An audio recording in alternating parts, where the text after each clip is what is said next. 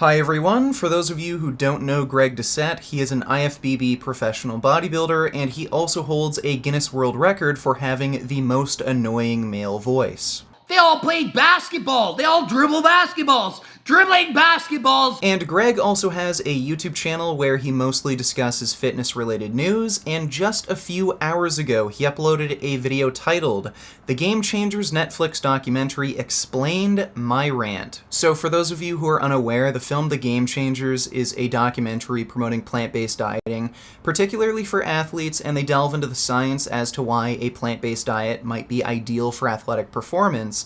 It's a really great film, very informative, recommend you all go and watch.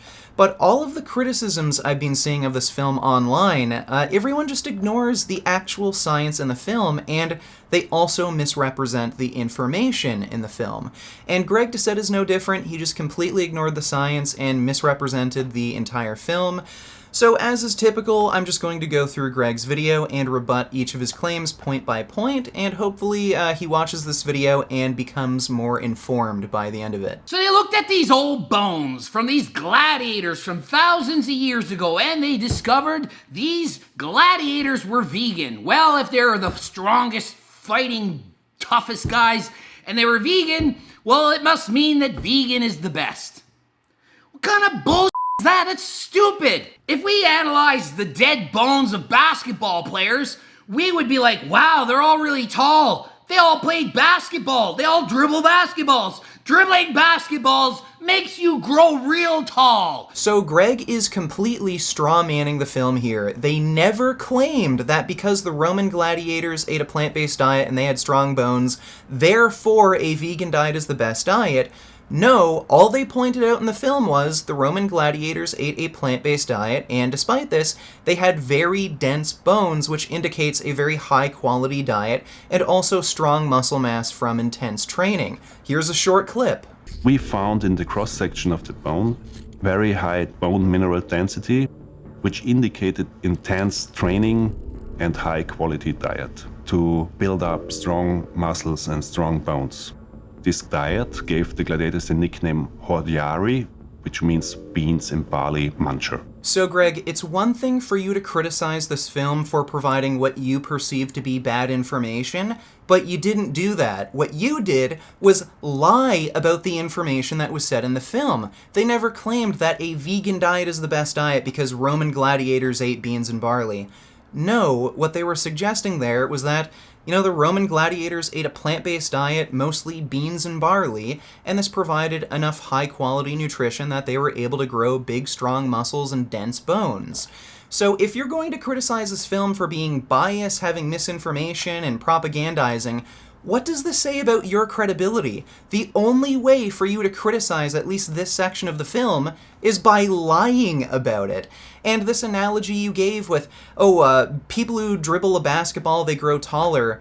No, that's ridiculous, Greg. There is no association between playing basketball and growing taller, but there is in fact an association between nutrition and bone density.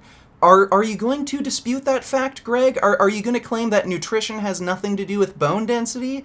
If not, then what is the issue with this section of the film? It is scientifically accurate. The gladiators did eat beans and barley, and they had strong bones. What is there to complain about? So they listed some athletes who are vegan. Carl Lewis, vegetarian. Morgan Mitchell, 400-meter champion. And they had a strongman guy. And they had a weightlifter. Notice one of this, one of that. There's hundreds of these people in the world. So again, it doesn't matter if you pick one or two people that do this. It doesn't mean it's going to work for everyone. So they did show a number of athletes in the film that have had great success on a vegan diet. Some of them are world record holders in their sport. But Greg is claiming that just because these athletes have had good success on a vegan diet, that doesn't mean a vegan or plant-based diet is for everyone. Well, why wouldn't it be? As long as the diet is appropriately planned for the individual, why can't anyone just get success on a vegan diet? What is special and unique about a vegan diet that not everyone can follow it? Can you give me any kind of reason why some people just need to eat animal products or else they just can't function properly? So it's funny how you claim this documentary is biased, it has misinformation, but you don't actually provide any information at all. All you've done so far is lie about what was said in the film, and you just make baseless claims.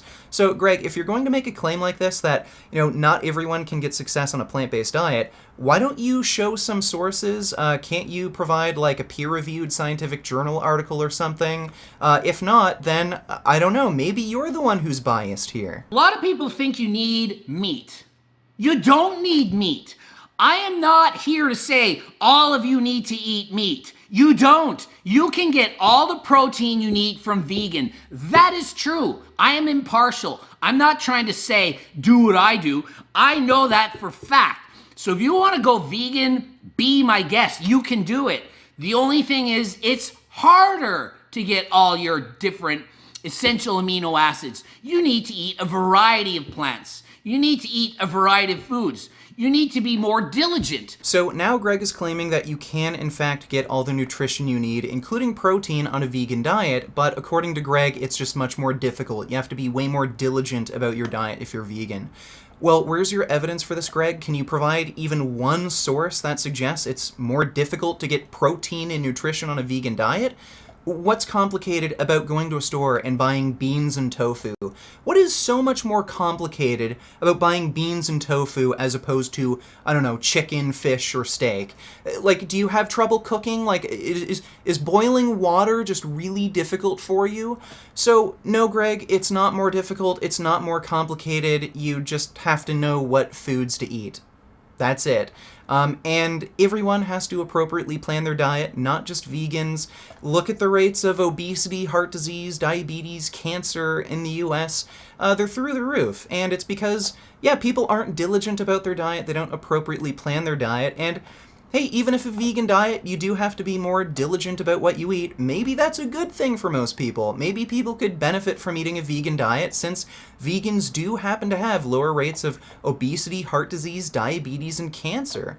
So if you do follow a vegan diet, you can't just eat one thing. Wow, very insightful, Greg. I can see why people turn to you for nutrition. You need to eat more than one thing? Oh my god, last I checked, you eat more than one thing too, Greg, and you're not vegan. So I think everyone could benefit from not just eating one thing. So again, not evidence that a vegan diet is more difficult, you're just being stupid. It's easier to get your protein if you include some fish and some chicken and some eggs and all this stuff. And, of course, you want vegetables, too. Yeah, Greg, just because you're too stupid to figure out how to boil water, that doesn't actually make it more difficult to get protein on a vegan diet. Again, Greg, where is your evidence for this? You're just making up baseless claims. I doubt you've ever even been on a vegan diet before, so how could you even possibly know? And if you want a super dense source of vegan protein, then you should check out TVP, or textured vegetable protein. It's actually more protein dense than chicken breast. So there you go. Easy enough, isn't it, Greg? Don't be all like, all or nothing. I'm either vegan or I'm carnivore. Balance the two, best of both worlds. That's the way to go. I preach balance. Every study, you look at this and this and this and this. Oh, this gives you this and this gives you this and this is bad and this is bad. Why don't you take all the good of everything, combine it into one diet, and shazam, you get a friggin' good diet plan. The problem with this approach, Greg, is that you're not acknowledging the drawbacks of certain foods. Sure, meat might have a lot of protein, but it also comes along with things you don't want, like saturated fat, cholesterol, and a number of inflammatory compounds, which, in the film The Game Changers, they explain how these things in meat can cause damage to your arteries and eventually lead to serious clinical outcomes like heart disease, atherosclerosis. And this brings us to the next argument that Greg had about the film. Everyone that watches is going to remember this. They tested these 3 guys who ate these burritos from plants. Then they tested their blood after eating burritos full of meat. And they looked at their blood, and the plasma was cloudy after they ate the meat. And the cloudy means there's fat in it. Okay?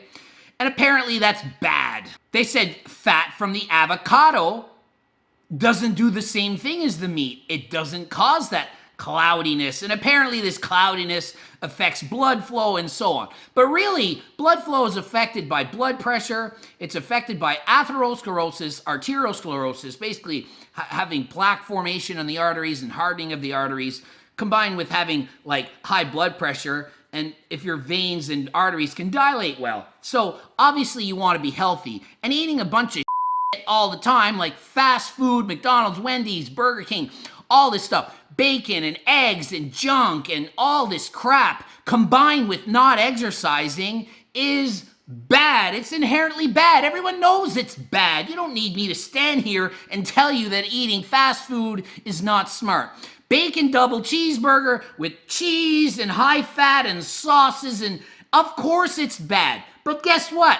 They never fed them a burrito with egg whites, or a burrito with salmon, or a burrito with haddock. They didn't even say what they put in it. And we don't know, it might have been the fattiest hamburger on the planet, the fattiest steak. We don't know. So once again, Greg is misrepresenting the section of the film where they did the blood test.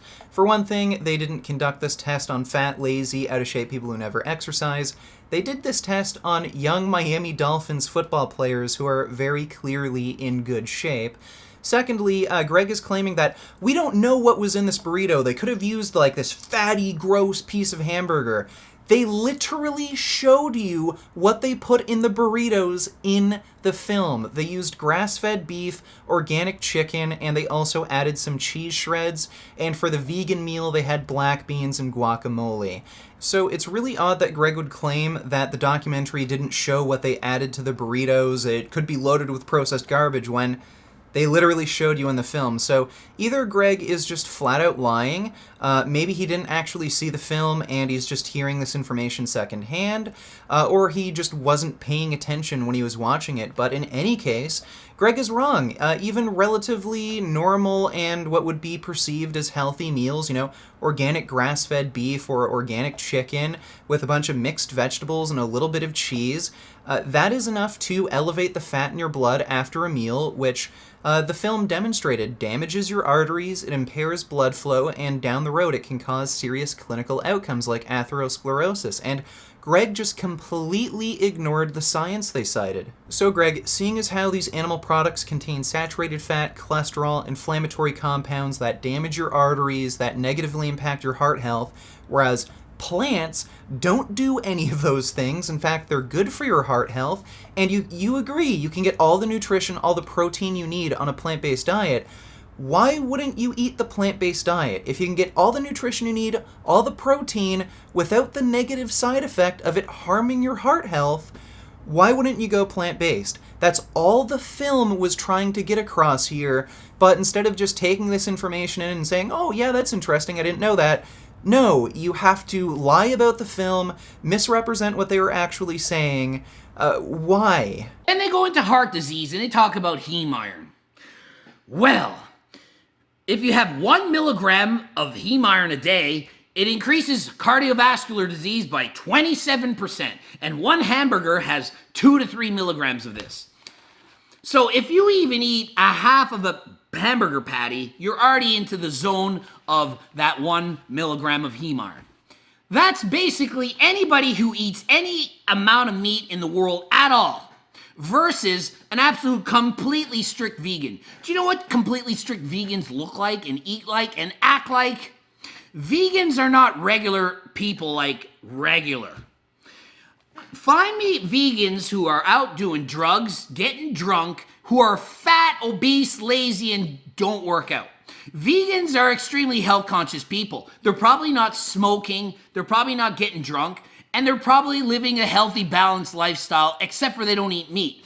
I bet you take that exact same vegan with the 29% or 27% lower heart disease risk, or whatever it is, and you add in some salmon and some haddock and some chicken breasts, and I bet they still have a lower chance of death than those people eating Wendy's and cheeseburgers and bacon and whole eggs all day long. Does that not make sense? No, Greg, what you just said makes absolutely no sense. Greg doesn't seem to understand that researchers adjust for confounding factors. So Greg is claiming that, the only reason that you see this association with, meat eating, heme iron intake, and heart disease is because the people who are eating this meat, this heme iron, they're living overall unhealthy lifestyles, eating lots of junk food, they're not getting exercise, they're overweight.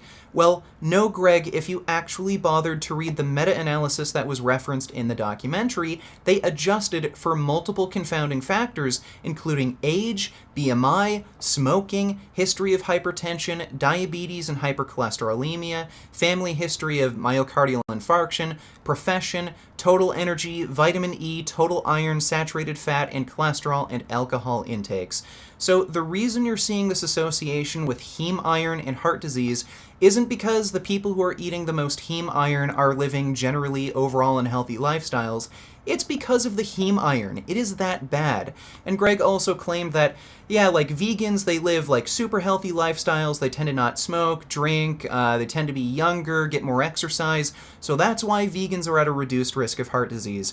Well, no, Greg. Again, if you take a look at the Adventist cohorts, vegan males had a 55% reduced risk of ischemic heart disease, and this was after adjustment for age, race, smoking, exercise, personal income, education level, marital status, alcohol, religion.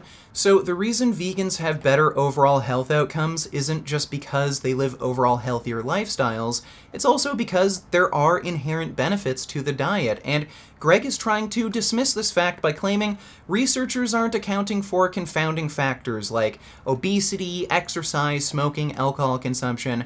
But no, Greg, you're lying. Researchers always account for these confounding variables. If they didn't, they wouldn't be able to identify risk factors. And keep in mind, Greg has a Bachelor of Science and a Master's of Science in Kinesiology, so in school he should have learned how to read and interpret research. So I honestly think you're lying. I think you're playing dumb, acting as if you don't know this so that you can just play these mental gymnastics games so you don't have to admit that there are in fact inherent benefits to a vegan diet. Then they did this stupid test on erections. And they gave them vegetables, basically, and then they tested how much erections they had during the night versus meat. And the meats had less erections. So what? I eat meat all the time and I have zero erection problem. So once again, Greg is misrepresenting the information in the film, and he's referring to a scene where they did a test to see if a meal has any impact on the size and duration of a man's erection. And the reason they were doing this was to demonstrate the impact even one single meal has on your vascular system. Again, earlier on in the film, they demonstrated that, these animal products, they cause endothelial cell dysfunction, they inhibit blood flow.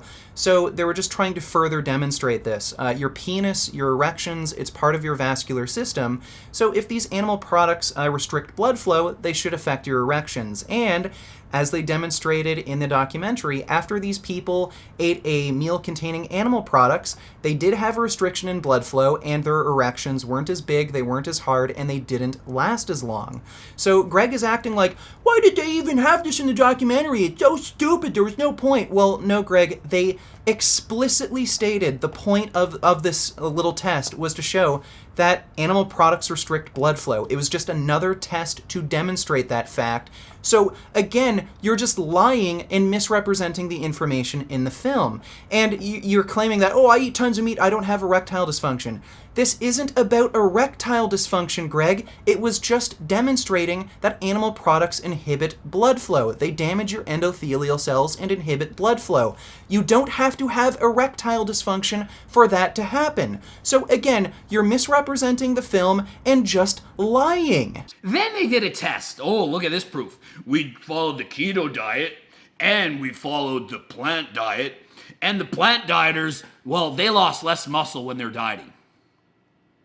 They were eating more carbs. So when they did the test after with their body fat test, they weighed more. Why? Because water and carbs form glycogen in the muscle. So you're holding more water. So that when they do a test after, the test will show you lost less muscle because you have more glycogen. When you follow keto, you lose a lot of water weight.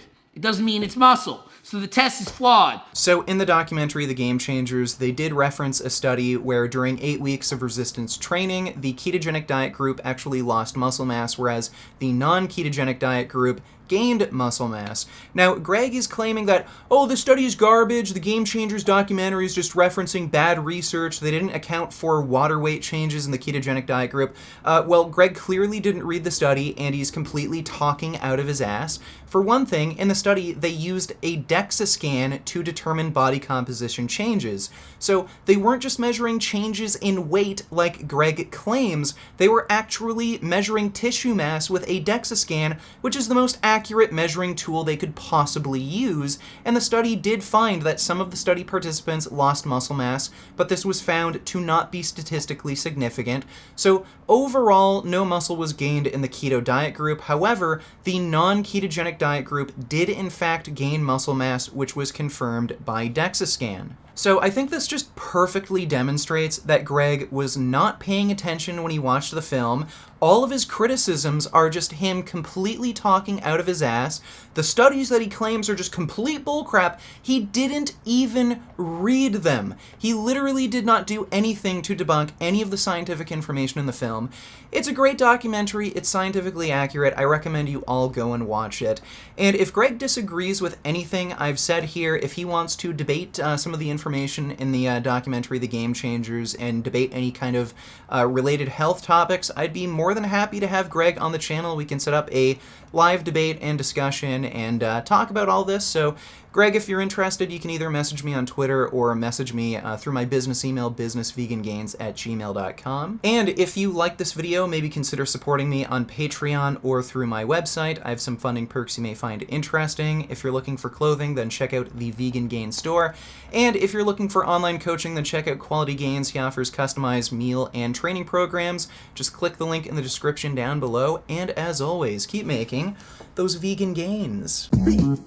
What a relief!